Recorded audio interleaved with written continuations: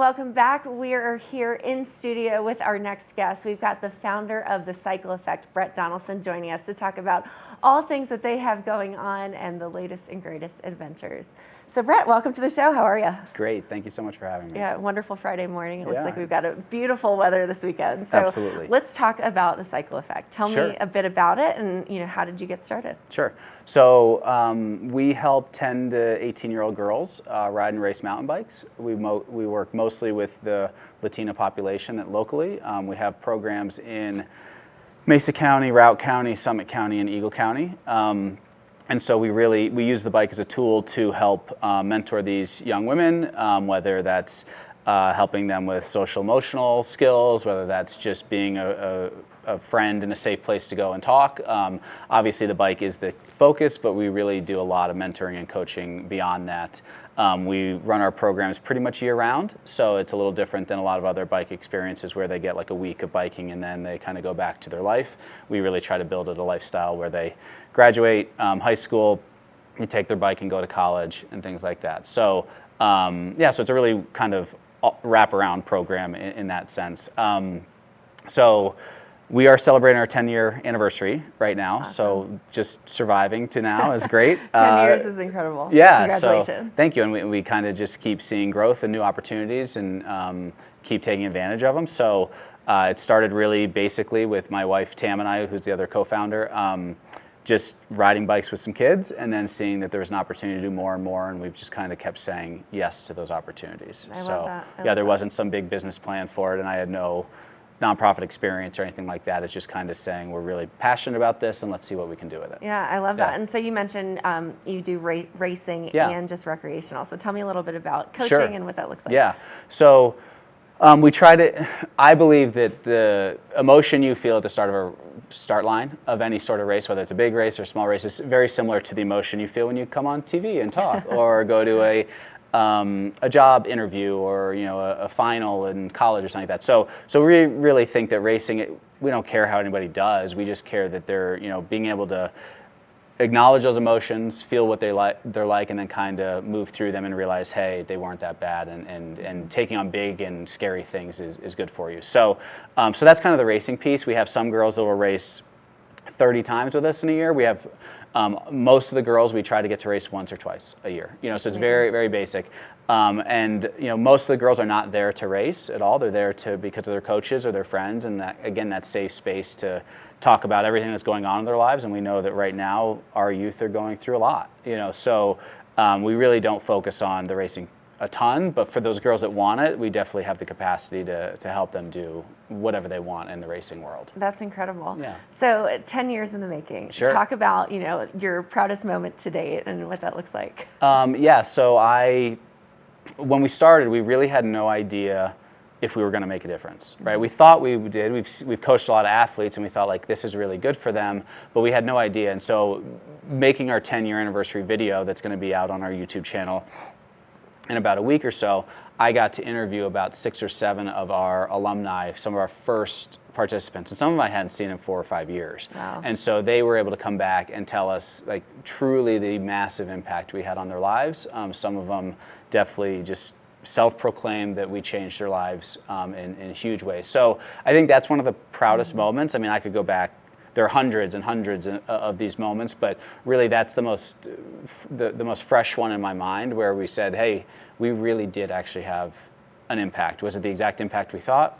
I don't know, but it was a great impact on this athlete, and now they're 25 years old, raising families, working in the Valley, in professional careers and stuff like that. So I think that was probably the most recent one. Yeah, that's incredible. I think as a new mountain summer sport athlete myself, sure, yeah. I think Congrats. being able to really like jump into the community and feel like you can accomplish something, because mountain biking it's fun. Sure. It's also very adrenaline driven and also intense. So that's really cool that you're empowering women and young girls to get in there and to not be afraid of things. Yeah. So there's I guess a couple other proud moments is like we've built a staff of now 12-ish full-time staff members, but we also have about 50 part-time coaches, and so it's really fun to know that two coaches didn't know each other before a month ago, and now they're like going to Moab to ride together or something like that. So we've really built an amazing coach and mentor community. And then the last piece, I guess, is in order to get more girls into our program, we've started working with adult women. So we have a group called the Mujeres y Pedales group, which means women in pedals in Spanish.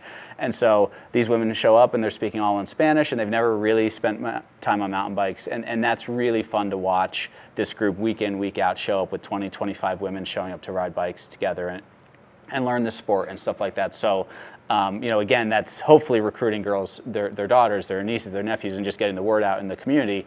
But really, it's super fun to watch these women as well ride bikes. Such an incredible community so building piece that you are. So talk to me a little bit about what the programs look like. So do they come weekly? Do they come daily? Great. Tell me a little bit more about that. So we start, we'll start, let's say, around February 1st. Different counties are somewhat different. But we work indoors with them, doing physical fitness stuff and strength training and stuff like that, Monday, Wednesday afternoons, all the way until about mid-April. And that's when the snow melts and people can get out on bikes. And we do a couple weeks of kind of in-person, in like a parking lot training, like skills training and stuff like that. And then we get them out on trails when the trails are allowed. So, and it's basically every Monday, Wednesday afternoon for the last 10 years, and that's the schedule that we think works best. Some of our counties will go in the morning during the summer just because it's so hot, like in Grand Junction and stuff like that. But really, it's a standard 2.5 hour practice where the girls show up. We talk about a mentorship topic. We talk about like a safety or a skill, and then we go out and ride bikes. And so, we're riding all through all the trails locally here. We certainly have girls that can ride almost pretty much everything here, and they ride it fast, and then they go out and race. And so those are on Wednesday nights, the local series. We do a lot of those.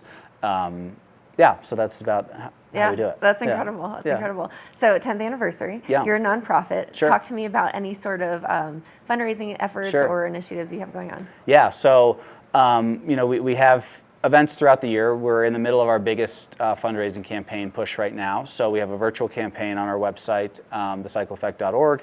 And we have a $150,000 match right now that generous donors have offered us through this June event. So we will get hopefully the virtual campaign, which is what I'm talking about here, is like people go on, they get inspired by the videos we share, or they sign up for our newsletter and they get the information, they really like what we do, and then they go on and support us. And whether it's a $5 gift or a significantly larger gift, we'll obviously take it all, and all of it counts, and it's all great. That's kind of what we're doing right now. And then we are planning a fall event that I can't really talk about too much yet, but it'll definitely have to do with bikes and things like that. That'll be really fun, and I think really a unique community event for sure. Wonderful. Yeah. Wonderful. So on the website is the fundraising event. And you mentioned, is it just through June, or tell us a little bit about the so it's campaign? Really, we don't keep it open forever. It's basically 2 weeks right now from until about July 1st. Okay. And so we have a couple different things on our social media, and it's kind of the 10 reasons to give, the 10 biggest impacts, things like that. So really people can get a good idea of what we've been doing over the last 10 years. And then again, the videos will be inspiring for sure. Yeah. And hopefully people give. Well, I think it's so wonderful what you're doing, especially giving young girls to have an outlet outside of after school during the summer programs. I think it's really important to be active, and it helps with just professional and personal development as you age. And so, well, and I think the biggest thing that we're seeing is everybody knows that our youth are struggling with mental health and things like that. And I think that this is a really amazing proactive way to get them out and starting to deal with some of those things before it goes down a road that goes too far and things like that. So we see a lot of that feedback from our girls now, especially after COVID, where they were so isolated and so just connected to their phones. Getting them out into the outdoors is super important, and it seems to be working. Awesome. So how many girls do you have in the program right now? Yeah, so in this year we're going to have about 300 girls in our program throughout all our counties, and then we also do about 600 to 800 we'll work with another 600 to 800 kids through outreach programs through schools and stuff like that. The women's group has probably about 70 women in it.